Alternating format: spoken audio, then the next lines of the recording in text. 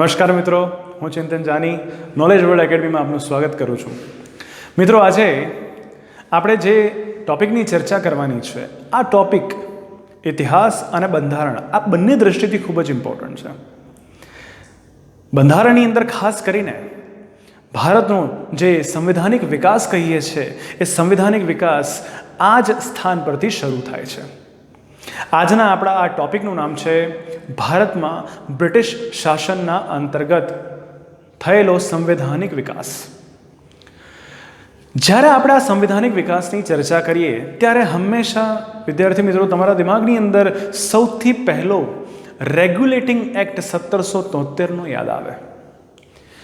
અને તમે ઘણી બધી વસ્તુઓ જાણતા પણ હશો કે 1773ના રેગ્યુલેટિંગ એક્ટમાં કયા કયા પ્રાવધાન કરવામાં આવ્યા હતા. પરંતુ આપણે થોડુંક એનું બેકગ્રાઉન્ડ સમજીએ.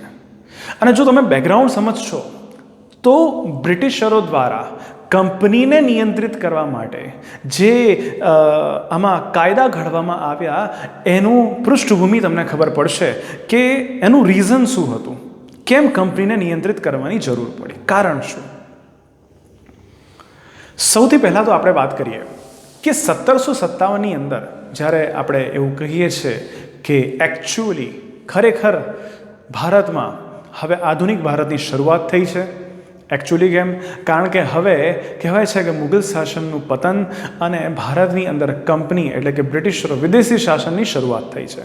ખરેખર ઘણા ઇતિહાસકારો 1706માં કે જ્યારે ભારતની અંદર ઔરંગઝેબનું મૃત્યુ થાય છે ત્યારે ભારતમાં એવું કહેવાય છે કે હવે મધ્યકાલીન ભારતનો અંત થયો છે અને આધુનિક ભારતની શરૂઆત થઈ છે.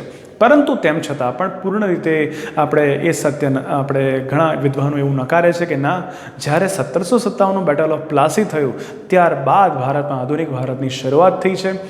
આ બેટલ ઓફ પ્લાસી બાદ આપણે એવું કહીએ છીએ કે કંપનીનું જે મૂળ સ્વરૂપ હતું એ મૂળ સ્વરૂપ બદલાયું.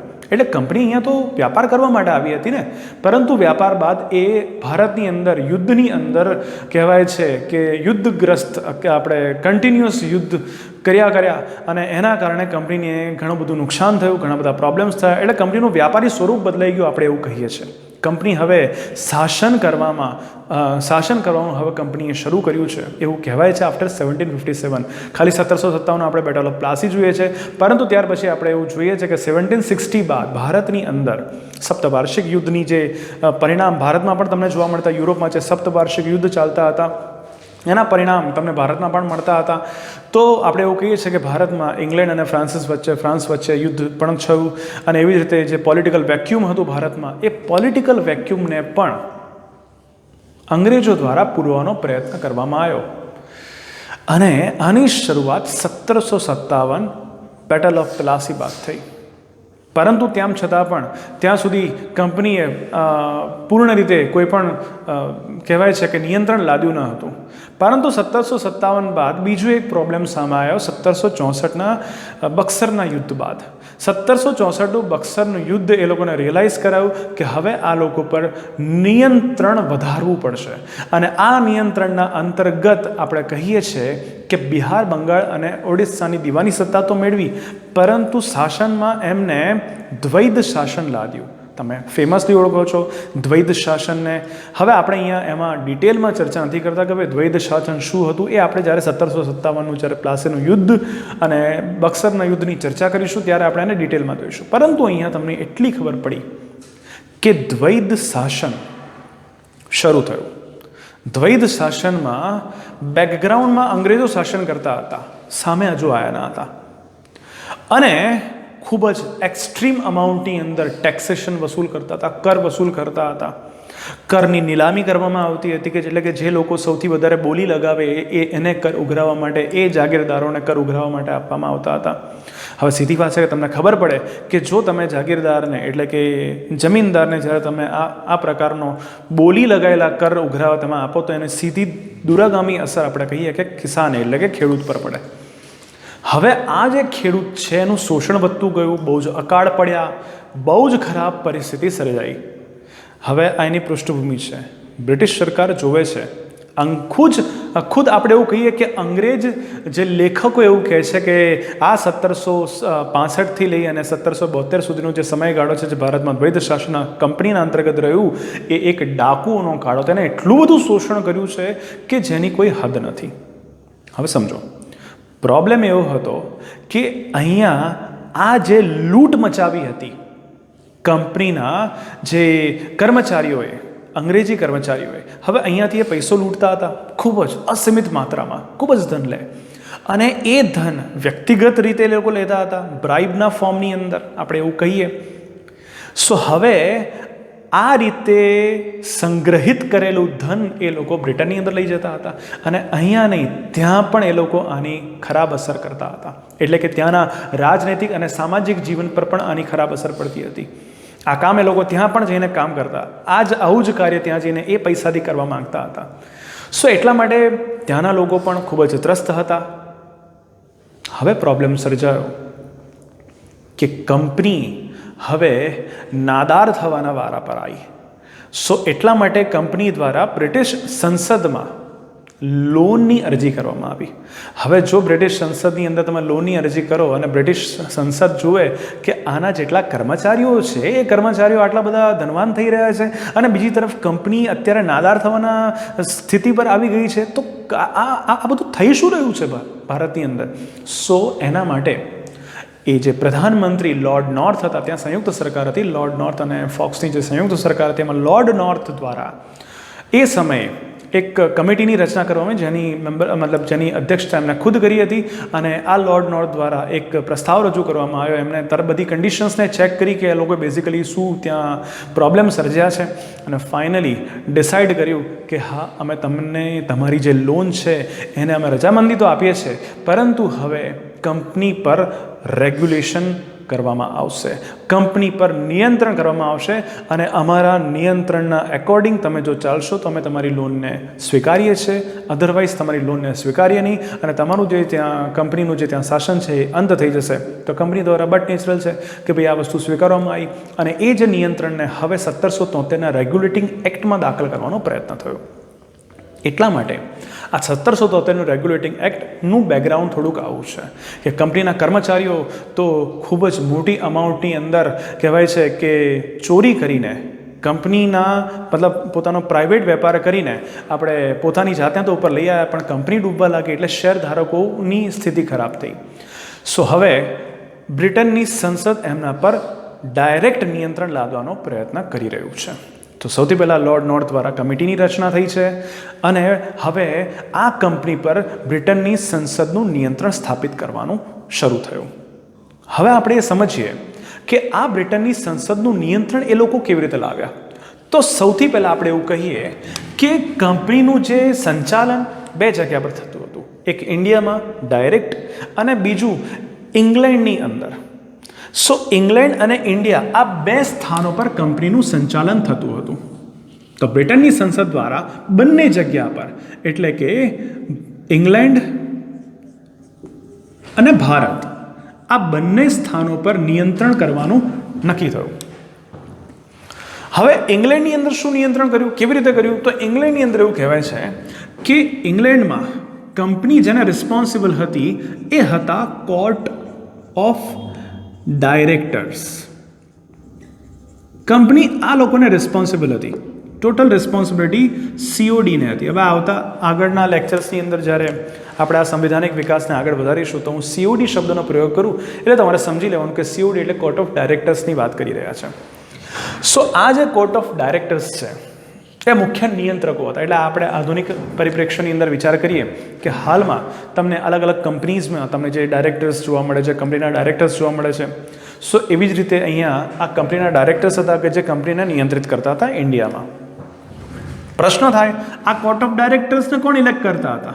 તો કોર્ટ ઓફ ડાયરેક્ટરનું જે ઇલેક્શન થતું હતું એ થતું હતું કોર્ટ ઓફ પ્રોપરાઇટર્સ દ્વારા. હવે પાછો પ્રશ્ન થાય કે ભાઈ આ પાછા કોણ છે? તો કે ભાઈ આ છે કંપનીના શેરધારકો. કંપનીના શેરધારક એટલે કે જેની પાસે કંપનીનો શેર છે એ લોકોને આપણે કહીએ છીએ કોર્ટ ઓફ પ્રોપરાઇટર્સ. સો આ લોકો દ્વારા આમનું ઇલેક્શન થાય. હવે ધારો કે તમે પણ કોઈ જગ્યા પર શેર ખરીદ્યા હશે તો સીધી એવી વાત તો છે નહીં કે તમે કંપની પર નિયંત્રણ કરવા જઈ રહ્યા છો. તમે શું કરો છો, તમારું જો ચોક્કસ પર્ટિક્યુલર અમાઉન્ટ છે કંપનીમાં, સો તમને એક વોટ કરવાનો અધિકાર આપવામાં આવે છે અને તમે આવી રીતે કંપનીના ડાયરેક્ટર્સની નિમણૂક કરો છો, રાઈટ. સો એવી જ રીતે આ લોકો આમની નિમણૂક કરતા હતા. સો એટલા માટે આ મેઇન જે કહેવાય છે કે વ્યક્તિઓનું ગ્રુપ હતું કે જે ભારતની અંદર કહેવાય છે કે ભારતમાં કંપનીના શાસનને કંટ્રોલ કરતું હતું. એટલે એવરીથિંગ, ગવર્નરની નિયુક્તિ હોય કે પછી એના કર્મચારીઓની નિયુક્તિ હોય, તમામ વસ્તુ આને રિસ્પોન્સિબલ હતી.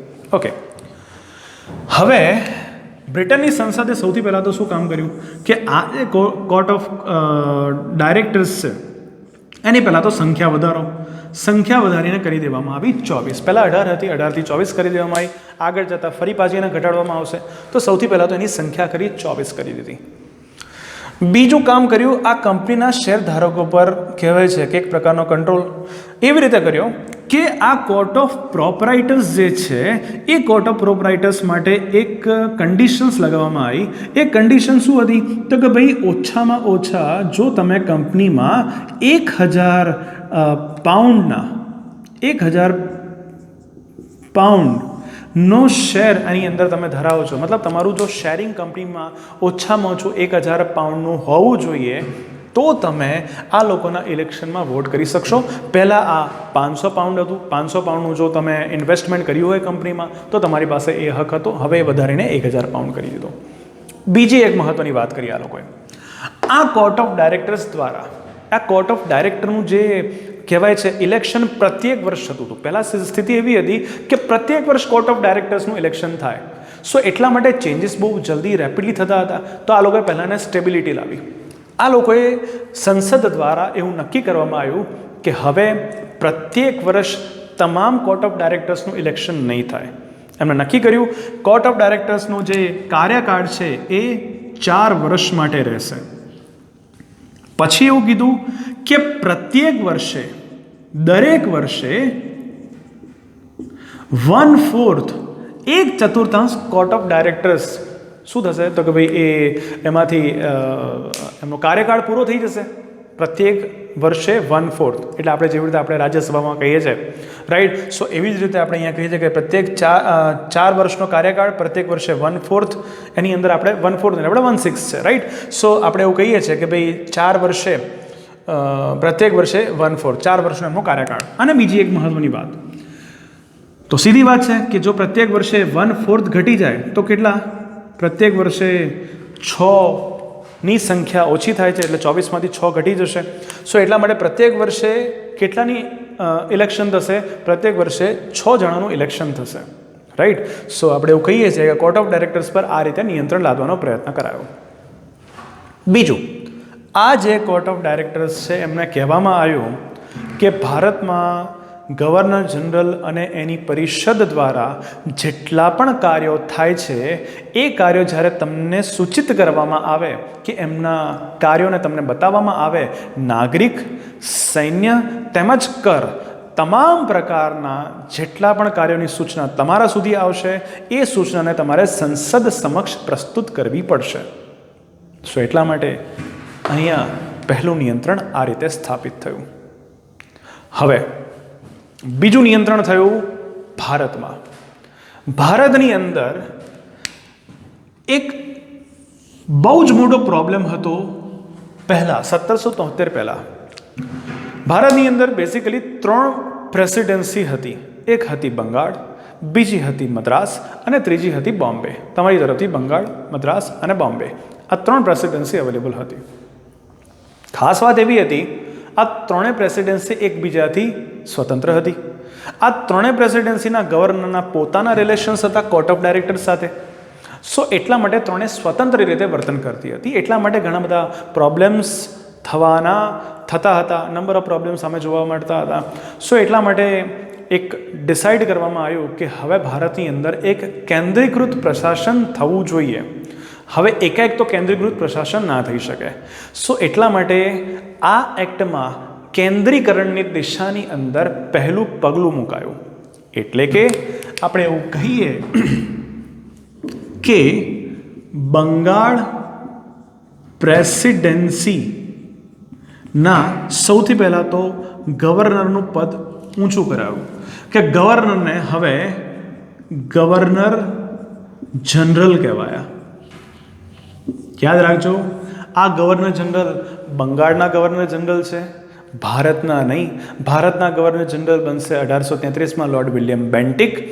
આ છે બંગાળના ગવર્નર જનરલ, અને બંગાળના ગવર્નર જનરલ તમને બધાને ખબર છે પ્રમાણે એ કોણ હતા? Warren Hastings, right. So Warren હેસ્ટિંગ્સને બંગાળની અંદર સૌથી પહેલાં ગવર્નર જનરલ બનાવવામાં આવ્યા. સો એક પદ ઉપર થયું.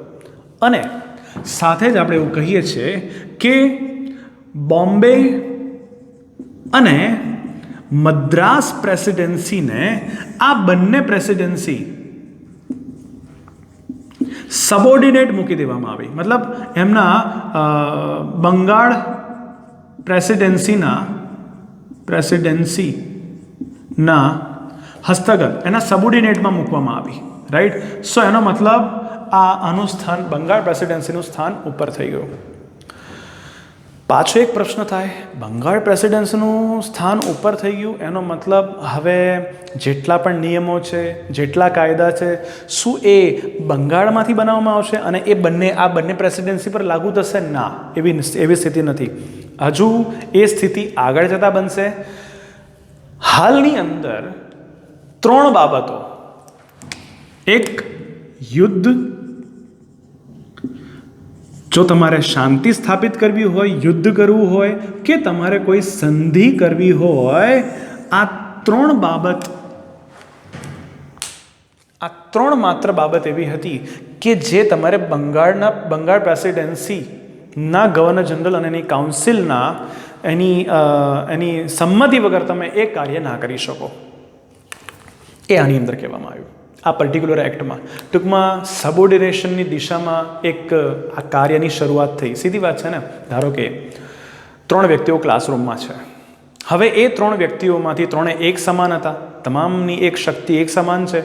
હવે જો એમાંથી એક વ્યક્તિને બહુ જ ઉપર કરી દઉં અને બેને પૂર્ણ રીતે જો અંદર આપણે મૂકી દઈએ તો સીધી વાત છે, સંઘર્ષની સ્થિતિ થાય કે યાર કાલે તો આ અમારી સાથે જ હતો અને અત્યારે એની સ્થિતિ આટલી બધી વધી ગઈ. સો એક સાથે આ કામ ના થઈ શકે. આ પદ્ધતિસરનું કામ છે. પદ્ધતિસરનું કામ એટલે કોઈ પણ ગવર્નરનો કાર્યકાળ 5, 6, 7, 8, 10 વર્ષ માટે હશે. હવે પાછો નવો ગવર્નર આવશે તો એને પહેલાંથી મગજમાં એવું હશે કે જે બંગાળનો ગવર્નર છે એ અમારા કરતાં ઉચ્ચ સ્થાન ધરાવે છે. સો ભવિષ્યની અંદર તમે જ્યારે પરિવર્તન કરશો તો જે બીજા જે નવા આવ્યા છે એ લોકોનું માઇન્ડસેટ ક્લિયર છે કે અમારો ઉચ્ચ અધિકારી બંગાળનો ગવર્નર છે. અને એટલા માટે ફર્ધર આગળ જતાં 1833 સુધીની અંદર એ બંગાળની અંદર આવેલા ગવર્નરને પૂરા ભારતના ગવર્નર જનરલ સ્થાપિત કરી દેવામાં આવ્યો. ઓકે, ચલો. સો બોમ્બે અને મદ્રાસ પ્રેસિડેન્સી એને બંગાળ પ્રેસિડેન્સીના અંતર્ગત મૂકવામાં આવી, અને સબોર્ડિનેટમાં મૂકવામાં આવી, અને અધિકાર આ વ્યક્તિને ઉપર લઈ દેવામાં આવ્યો. હવે તમને એવું થાય કે અચ્છા, એટલે આ બહુ પાવરફુલ વ્યક્તિ બની ગયો હશે. ચેક એન્ડ બેલેન્સ લીધું હતું સંસદ દ્વારા. એ શું કામ કર્યું આ લોકોએ? તો આ લોકોએ કામ કર્યું કે બંગાળના ગવર્નર જનરલ, આ ગવર્નર જનરલને હેલ્પ કરવા માટે 4 પાર્ષદોની નિમણૂક થઈ. હવે આ 4 પાર્ષદ +1 એટલે 1 + 4 ટોટલ કેટલા વ્યક્તિઓ છે? 5 વ્યક્તિઓ છે. હવે શું કીધું આમાં? આગળ એક સ્ટેપ એવું કીધું કે નિર્ણય પરિષદનો હંમેશા બહુમતના આધારે રહેશે. બહુમતના આધારે રહેશે. સીધી વાત છે. જો તમે બહુમતના આધારે તમે નિર્ણય આપો એનો મતલબ ગવર્નર જનરલ ભલે કોઈક વસ્તુ કહી રહી છે, મતલબ કહી રહ્યા છે, અને જો 3 જે પાર્ષદ, જે વ્યક્તિઓને તમે એ પરિષદની અંદર તમે મૂક્યા છે એમાંથી 3 વ્યક્તિઓ જો ના પાડી દે તો ગવર્નર જનરલનો જે એમનો જે વિચાર છે એ એક્સેપ્ટ નહીં થાય. તો એનો મતલબ ચેક એન્ડ બેલેન્સ કામ કરવાનું શરૂ થયું છે અહીંયા. સો 1 + 4 પાર્ષદ આની અંદર મૂકવામાં આવ્યા. હવે તમને પ્રશ્ન થાય કે આ 4 પાર્ષદો કોણ હતા? કદાચ સવાલ પૂછી નાખે તો આપણે એ 4 પાર્ષદના નામ લખી દઈએ. એક હતા ફ્રાન્સિસ. 3 જે હતા એ આવ્યા હતા ઇંગ્લેન્ડથી. અને એક ઇન્ડિયાનો હતો. અને જે ઇન્ડિયાનો હતો એ એકમાત્ર હતો એ વોરન હેસ્ટિંગ્સનો મતલબ એનો એકોર્ડિંગ એનો કહેવાય કે સાગરીત આપણે કહી શકીએ કે એની બધી જ વાતો વોરન હેસ્ટિંગ્સના એકોર્ડિંગ જતી હતી. અને આ જે વ્યક્તિ હતો ફ્રાન્સિસ એ એમનો ઘોર વિરોધક હતો વોરન હેસ્ટિંગ્સનો. એટલા માટે બહુ બધા પ્રોબ્લેમ્સ ત્યાર પછી તમને સર્જાતા જોવા મળ્યા. સો એક હતો ફ્રાન્સિસ, બીજો વ્યક્તિ હતો એનું નામ હતું ક્લેવરિંગ, ફ્રાન્સિસ ક્લેવરિંગ, મોન્સન અને બારવેલ. આ એકલો એક માત્ર હતો જે વોરન હેસ્ટિંગ્સનો સપોર્ટર મતલબ ટોટલી સપોર્ટિવ નેચરવાળો હતો, કારણ કે બેઝિકલી ઇન્ડિયામાંથી જ હતો. રાઈટ, ચલો. સો આ ચાર જે કહેવાય છે પાર્ષદોની નિયુક્તિ થઈ બંગાળના ગવર્નર જનરલની કાઉન્સિલમાં. સો 1+4 આ છે બંગાળના ગવર્નર જનરલની પરિષદ. એક ગવર્નર જનરલ અને આ છે ચાર સાથે મતલબ બીજા ચાર એના શું થયા પરિષદના મેમ્બર્સ થયા. નિર્ણય પરિષદનો નિર્ણય જે હશે એ એકોર્ડિંગ લેવામાં આવશે. અને છેલ્લી વાત આ પર્ટિક્યુલર એક્ટમાં કીધી એ છે કે આ એક્ટમાં એવું કીધું કે હવે ભારતની અંદર સુપ્રીમ કોર્ટની સ્થાપના થાય. સો એટલા માટે જ 1774માં ભારતમાં પહેલી સુપ્રીમ કોર્ટની સ્થાપના કરવામાં આવી. હવે આપણી આધુનિક સુપ્રીમ કોર્ટ છે એવી આ નથી, પરંતુ એક શરૂઆત થઈ સુપ્રીમ કોર્ટ બનાવવાની દિશામાં. સો 1774ની અંદર ભારતમાં પહેલી સુપ્રીમ કોર્ટની સ્થાપના કરવામાં આવી. ક્યાં? કલકત્તામાં. કલકત્તામાં. ચલો, કલકત્તામાં સુપ્રીમ કોર્ટની સ્થાપના થઈ ગઈ. પહેલી તો આ વાત થઈ. બીજી મહત્વની વાત, હવે પાછો એક બીજો આમાં પ્રશ્ન પૂછાય કે ભાઈ ટોટલ કેટલા જજ હતા? તો 1+3. એક મુખ્ય ન્યાયાધીશ, એક ચીફ જસ્ટિસ અને 3 જે હતા એ અન્ય ન્યાયાધીશ, અધર જસ્ટિસ. ચીફ જસ્ટિસ કોણ હતા? આ પણ સવાલ પૂછાયો છે. તો સર એલિઝા ઇમ્પે આ મુખ્ય ન્યાયાધીશ હતા. પૂછે અન્ય ન્યાયાધીશ કોણ હતા? તો અન્ય ન્યાયાધીશ 3 નામ છે. કદાચ પૂછી નાખે કે વિચ ઓફ ધ ફોલોવિંગ કે નિમ્નમાંથી કયા હતા કે કયા ન હતા. એટલા માટે 2, 3, 4 વખત વાંચી લેશો કે સાંભળી લેશો તો યાદ રહી જશે. સો 3 બીજા ન્યાયાધીશમાં એક હતા ચેમ્બર્સ, બીજા હતા હાઇડ. આ બંને નામ બહુ કોમન છે, ચેમ્બર કહીએ છીએ, બીજા હાઇડ, હાઇડ એટલે છુપાવવું. અને ત્રીજા હતા, આ એક ખાલી નામ યાદ રાખવાનું છે, લિમેસ્ટર. ચેમ્બર્સ, હાઇડ અને લિમેસ્ટર આ 3 અન્ય ન્યાયાધીશો હતા. સો આ રીતે 1773નો રેગ્યુલેટિંગ એક્ટ એના દ્વારા કામ થયું. હવે અહીંયા મુખ્ય વાત એવી છે કે આ 1773ના જ રેગ્યુલેટિંગ એક્ટમાં આના પછીના અધિનિયમ માટેની એક પૃષ્ઠભૂમિ બનાવી દીધી. કનેક્ટિંગ વેથી આગળ જાય છે, સમજો. આ પર્ટિક્યુલર બંગાળના ગવર્નર જનરલને આ લોકો દ્વારા કંટ્રોલ કરવાનો તો પ્રયત્ન થયો જ થયો. પાછું એક મહત્વનું કામ શું થયું? આ લોકોને પણ કંટ્રોલ કરવામાં આવ્યો. કોના દ્વારા? સુપ્રીમ કોર્ટ દ્વારા. અને સુપ્રીમ કોર્ટ બહુ જ વધારે પડતી દખલગીરી એમાં કરતું હતું. એ હંમેશા ગવર્નર તમામ કર્મચારીઓના કામને એ જોતું હતું, એના જ્યુરિસ્ડિક્શનમાં આવતું હતું અને એટલા માટે પ્રોબ્લેમ સર્જાવાના શરૂ થયા. અને આ જ પ્રોબ્લેમ્સ દ્વારા આના પછીના એક્ટની પૃષ્ઠભૂમિ તૈયાર થઈ. તો બીજા એક્ટ છે, આના પછીનો જે આપણે એક્ટ જોઈએ છે એ એક્ટનું કારણ બન્યું છે આ સુપ્રીમ કોર્ટ. રાઈટ, તો હવે આપણે એ એક્ટની ચર્ચા કરીએ. હોપફુલી તમને આની પૂર્ણ રીતે માહિતી ખબર પડી હશે. તમે આને જોઈ શકો છો. રાઈટ, અને 1-2 વખત ખાલી સાંભળી લેશો તો હું 100% કહું છું એક પણ ક્વેશ્ચન તમારા કોઈ પણ એક્ઝામમાં નહીં બાકી રહે.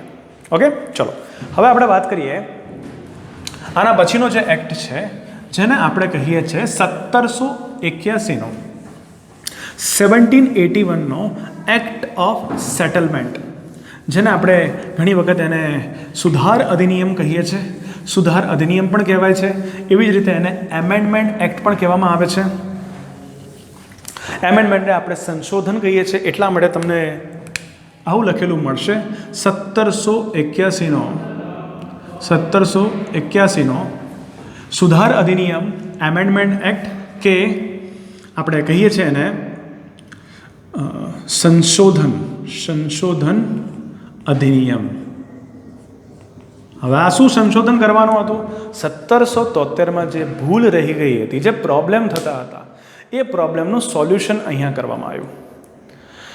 1773ની અંદર મેં તમને હમણાં કીધું એ પ્રમાણે જે સુપ્રીમ કોર્ટ છે, એ સુપ્રીમ કોર્ટના અંતર્ગત એના જ્યુરિસ્ડિક્શનમાં, એટલે કે એના ન્યાયિક ક્ષેત્રમાં, એના ક્ષેત્રાધિકારમાં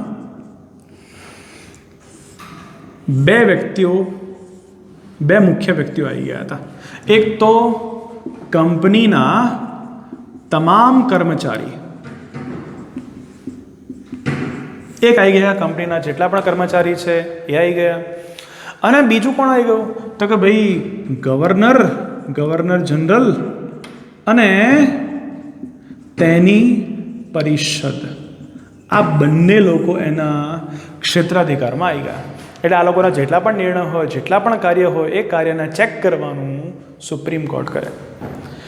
અને એટલા માટે બહુ જ વધારે માત્રાની અંદર કાર્ય કરવામાં વ્યવહારિક તકલીફો સર્જાતી હતી. વ્યવહારિક તકલીફો સર્જાતી તમને પ્રાપ્ત થઈ. શેના કારણે? સુપ્રીમ કોર્ટની વધારે પડતા દખલના કારણે. આ જ રીઝન છે કે 1781નો સુધાર અધિનિયમ કરવો પડ્યો. બ્રિટિશ સાંસદ એડમંડ બર્કના અંતર્ગત એક પ્રવર સમિતિ, એક સિલેક્ટિવ કમિટીની સ્થાપના થઈ હતી.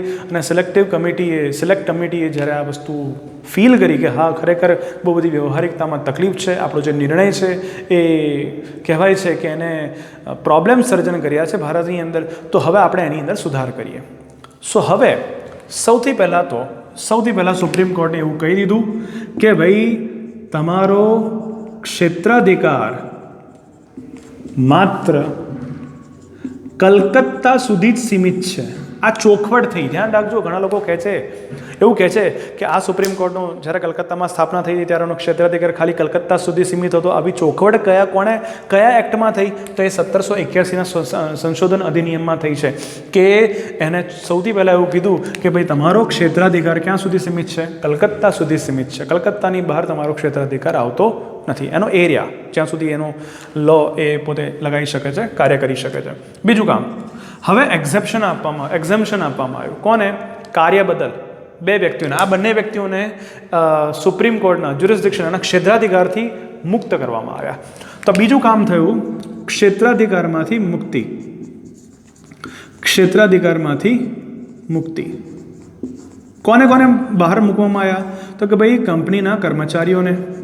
પહેલાં તો કંપનીના કર્મચારીઓને મૂકવામાં આવ્યા. અને બીજું કોને મૂકવામાં આવ્યું? તો ભાઈ સેકન્ડ નંબર પર ગવર્નર જનરલ. સો ગવર્નર જનરલ એ વ્યક્તિગત થયો, તો વ્યક્તિગત રીતે એમને છૂટા કરી દીધા એમના ક્ષેત્રાધિકારમાંથી બહાર. અને તેની પરિષદ, સો એટલે સામૂહિક રીતે, બંને રીતે આપણે કહીએ કે એના ક્ષેત્રાધિકારમાંથી બહાર છે. કારણ કે ગવર્નર અને તેની પરિષદ આ બંને દ્વારા જે નિર્ણય, જે નિયમ બનાવવામાં આવતા હતા, જે અધિનિયમ બનાવવામાં આવતા હતા, આ તમામ પર પ્રોબ્લેમ સર્જન થતું હતું. શેના કારણે? સુપ્રીમ કોર્ટના કારણે. હવે જે પણ અધિનિયમ બનશે એના માટે સુપ્રીમ કોર્ટમાં રિસ્પોન્સિબલ નહીં હોય. ખાસ કરીને આ વ્યક્તિગત અને સામૂહિક જે મુક્તિ આપવામાં આવી હતી એ દીવાની સત્તામાં આપવામાં આવી હતી, ફોજદારીમાં નહીં. આ ધ્યાન રાખજો. કદાચ આવું પૂછે, કદાચ પૂછે તો તમને ખબર પડવી જોઈએ. દીવાની ક્ષેત્રની અંદર આવી મુક્તિ મળી હતી, ફોજદારી કાયદો તો એ જ રીતે લાગુ પડતો હતો. સૌથી પહેલું આ કામ થયું કે સુપ્રીમ કોર્ટનો ક્ષેત્રાધિકાર નક્કી થઈ ગયો. બીજું નક્કી થયું કે કોને સુપ્રીમ કોર્ટના જ્યુરિસ્ડિક્શનમાંથી બહાર રાખવાનું છે? તો કંપનીના કર્મચારી અને સાથે સાથે ગવર્નર જનરલ અને તેની કાઉન્સિલને. ત્રીજું અને સૌથી ઇમ્પોર્ટન્ટ કામ આની અંદર એવું થયું, સુપ્રીમ કોર્ટને નિર્દેશન આપવામાં આવ્યું કે જ્યારે તમે ભારતીય સંદર્ભમાં કોઈ પણ કાયદાનું અર્થઘટન કે તમે નિર્ણય લો તો એ વખતે ભારતના સમાજ, ભારતની ધાર્મિક રીતિરિવાજ, આ બધાને ધ્યાનમાં રાખીને તમારે તમારો ન્યાયિક નિર્ણય આપવો. આ કામ આજ પર્ટિક્યુલર 1781ના સુધાર અધિનિયમમાં સુપ્રીમ કોર્ટને કહેવામાં આવ્યું, રાઈટ. સો હોપફુલી તમને ખબર પડી હશે કે 1773ની અંદર શું કામ હતું અને 1781માં શું સુધાર કરવામાં આવ્યો. સો એ સુધાર ખાસ કરીને કોને લગતો હતો? સુપ્રીમ કોર્ટને લગતો હતો, કારણ કે એના કારણે ઘણી બધી વ્યવહારિક તકલીફો સર્જાતી હતી અને એ તકલીફનું જે નિરાકરણ છે એ આ એક્ટ, આ સુધાર અધિનિયમની મદદથી લાવવાનો પ્રયત્ન કરાયો. ઓકે, સો હોપફુલી તમને આ બંને અધિનિયમો વિશેની સમજ પડી હશે અને આપણે આગળ જતાં આ જ રીતે આ તમામ અધિનિયમોને પદ્ધતિસર ચર્ચા કરીશું, જેથી કરીને તમારા દિમાગની અંદર એકદમ ક્લિયર ખ્યાલ આવી જાય અને તમે તમામ પ્રકારના ક્વેશ્ચન્સના સોલ્યુશન કરી શકો. ઓકે, થેન્ક યુ મિત્રો, thank you so much. Subscribe કરો મારી ચેનલ અને વધુને વધુ શેર કરો કે જેથી કરીને મને હજુ પણ ઉત્સાહ વધારે મળી રહે કે હું તમારા માટે વધારે માત્રામાં વિડીયોઝ અપલોડ કરું. Okay, thank you.